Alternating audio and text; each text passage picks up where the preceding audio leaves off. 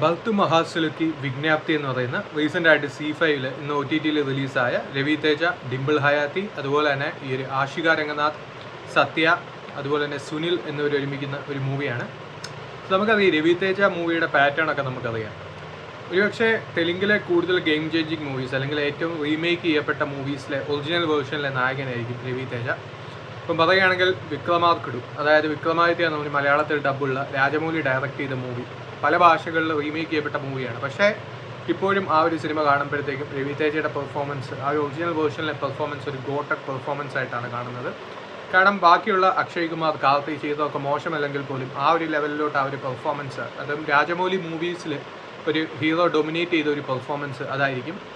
So ഈ ഒരു movie original is always ഗോട്ടഡ് എന്ന് പറയുന്ന പോലെ ആ ഒരു പെർഫോമൻസും ഭയങ്കരം, ആ ഒരു കിക്കൊക്കെ ഒരു എക്സാമ്പിളായിട്ട് പറയാം. കിക്ക് പല ഭാഷകളിൽ റീമേക്ക് ചെയ്യപ്പെട്ട ഒരു മൂവിയാണ്. അതുപോലെ തന്നെ തെലുങ്കിലെ ഒരു ഗെയിം ചേഞ്ചർ ആയിരുന്നു കിക്ക്. അതുപോലെ തില്ലാലങ്കടിയായിട്ട് റീമേക്ക് ചെയ്യപ്പെട്ടു, അതൊരു മോശം റീമേക്ക് ആയിരുന്നു. അതല്ലാതെ സൽമാൻ ഖാൻ ഒത്തിരി വർഷങ്ങൾക്ക് ശേഷം കിക്ക് എന്ന് പറയുന്ന സെയിം നെയിമിൽ തന്നെ റീമേക്ക് ചെയ്തത്, അത് വലിയൊരു വിജയമായിരുന്നു അവിടെ. സോ അങ്ങനെ പോകുന്ന ഒരു കരിയർ ഫിൽമോഗ്രഫി ആയിരുന്നു ഇഡിയറ്റ്. അങ്ങനെ ഒത്തിരി സിനിമകൾ, അതായത് വെങ്കി, അങ്ങനെ ആ ഒരു രവി തേജയെ ജനപ്രിയ നായകനാക്കാനായിട്ട് ആ ഒരു തെലുങ്കിൽ സഹായിച്ച പല മൂവീസ് ഉണ്ടായിരുന്നു. പക്ഷേ 2011 വരെ ഫ്ലോപ്പ് എന്താണെന്ന് അറിയാത്തൊരു നായകനായിരുന്നു ആ ഒരു രവി തേജ. 2003 തൊട്ട് 2011 വരെ ഇറങ്ങിയ എല്ലാ മൂവീസും ഹിറ്റ്, സെൽഫ് മെയ്ഡ് ആയിട്ടുള്ള ഒരു സൂപ്പർ സ്റ്റാർ, ആ ഒരു ലേബലിലായിരുന്നു രവി തേജയുടെ കരിയർ.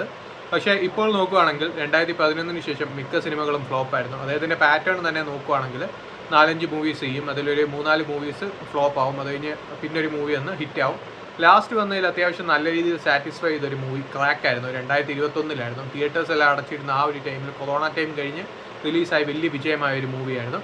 സോ അങ്ങനെയൊക്കെ പോകുന്ന ഒരു ഫിൽമോഗ്രഫിയാണ് രവി തേജയുടേത്.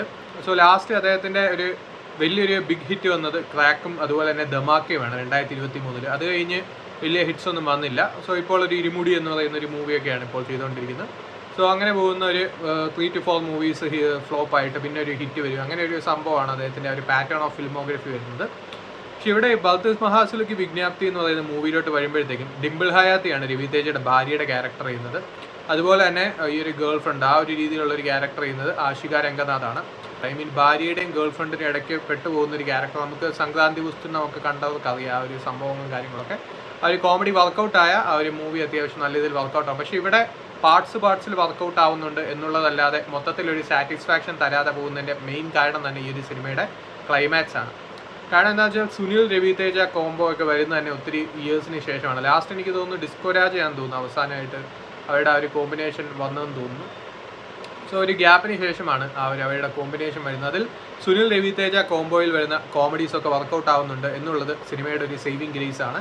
സോ അങ്ങനെ പോകുന്ന ചില കോമഡീസൊക്കെ വർക്കൗട്ട് ആവുന്നുണ്ട്, ചിലതൊക്കെ ചെറുതായിട്ട് ചിരിക്കാനുള്ള കുറേ സംഭവങ്ങളും കാര്യങ്ങളൊക്കെ ഉണ്ട്. സോ അങ്ങനെ പോകുന്ന ഒരു മൂവിയാണ് ഈ ഒരു ബൽത്ത് മഹാസുലുക്കി വിജ്ഞാപ്തി. ചീറ്റിംഗ്, അതായത് ഇപ്പം പറയുകയാണെങ്കിൽ ഒരു ഭാര്യ ഉള്ളപ്പം തന്നെ വേറൊരു ഗേൾ ഫ്രണ്ടിനെ മെയിൻറ്റെയിൻ ചെയ്യുന്ന ആ ഒരു രീതിയിലുള്ളൊരു കഥയാണ്. സോ അങ്ങനെ അതിൽ പെട്ടുപോകുന്ന നായകൻ അതിൽ നിന്ന് എങ്ങനെയാണ് രക്ഷപ്പെടേണ്ടതെന്ന് ചിന്തിക്കുന്ന ആ ഒരു രീതിയിലുള്ള ഫണ്ണി എലമെൻറ്റ്സ് ഒക്കെയാണ് സിനിമയിൽ വരുന്നത്. പക്ഷേ മൊത്തത്തിലൊരു സാറ്റിസ്ഫാക്ഷൻ തരാൻ സിനിമയ്ക്ക് കഴിഞ്ഞിട്ടില്ല. കാരണം എന്താണെന്ന് ചോദിച്ചാൽ അത്ര ഫസ്റ്റ് ഹാഫിൽ വരുന്ന കോമഡീസൊക്കെ തന്നെ മിക്കതും പാളിപ്പോവായിരുന്നു. അതിൽ സെക്കൻഡ് ഹാഫിൽ വരുന്ന കുറച്ച് കോമഡീസൊക്കെ വർക്കൗട്ട് ആവുന്നുണ്ട് എന്നുള്ളതാണ് ഹൈലൈറ്റ്.